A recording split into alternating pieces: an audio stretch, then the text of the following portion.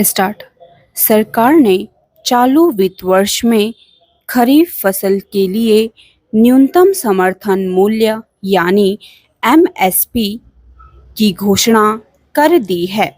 हर वर्ष फसल की बुआई से पहले फसलों की एमएसपी घोषित की जाती है। इस वर्ष धान की फसल के लिए पिछले वर्ष की तुलना में न्यूनतम समर्थन मूल्य 69 रुपये प्रति क्विंटल बढ़ा दिया गया है।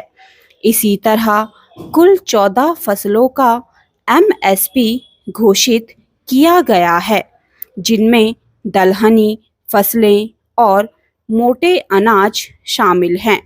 सरकार का दावा है कि यह बढ़ोतरी उसके वादे के अनुरूप है, जिसमें उत्पादन लागत का कम से कम 50% अधिक एमएसपी तय किया जाता है।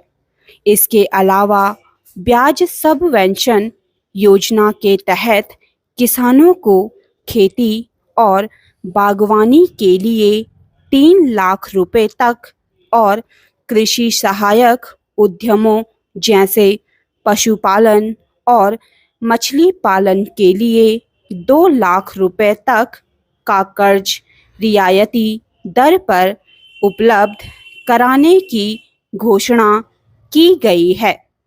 कहा जा रहा है कि इससे किसानों को काफ़ी लाभ मिलेगा और कृषि क्षेत्र में सुधार नजर आएगा।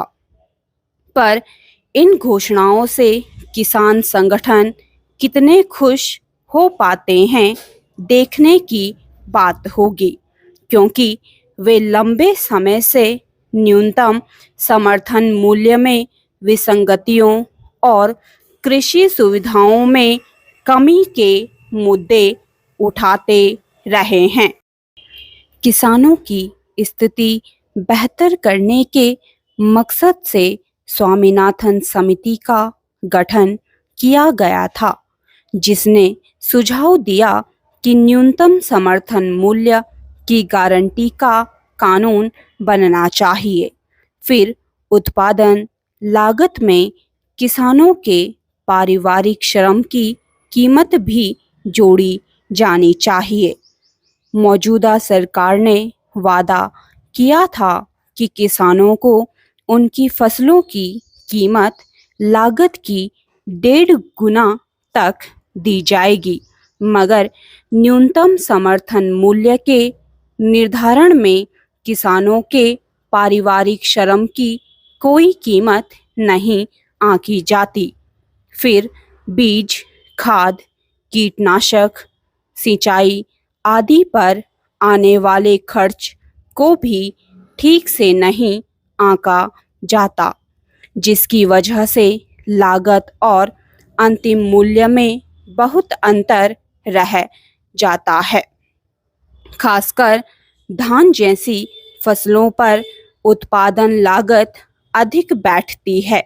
फिर भी न्यूनतम समर्थन मूल्य में बढ़ोतरी से किसानों में फसल बोने को लेकर उत्साह बनता है, पर यह शिकायत आम है कि न्यूनतम समर्थन मूल्य तय होने के बावजूद आड़ती उस कीमत पर किसानों से फसलें नहीं खरीदते। ज़्यादातर मामलों में उससे कम, बल्कि कई बार किसान काफ़ी कम कीमत पर फसल बेचने को मजबूर होते हैं। इस पर रोक लगाने का कोई उपाय अभी तक नहीं किया गया है। इसीलिए एमएसपी की गारंटी का कानून बनाने की मांग जोर पकड़ती रही है। सरकार का वादा है कि वह किसानों की आय 2 गुनी करेगी। इसके मद्देनज़र कई योजनाएं भी चलाई गई हैं। किसान क्रेडिट कार्ड भी उसी में एक है, पर किसानों की दशा में कोई उल्लेखनीय सुधार नजर नहीं आ पा रहा, तो इसकी कुछ वजहें साफ हैं।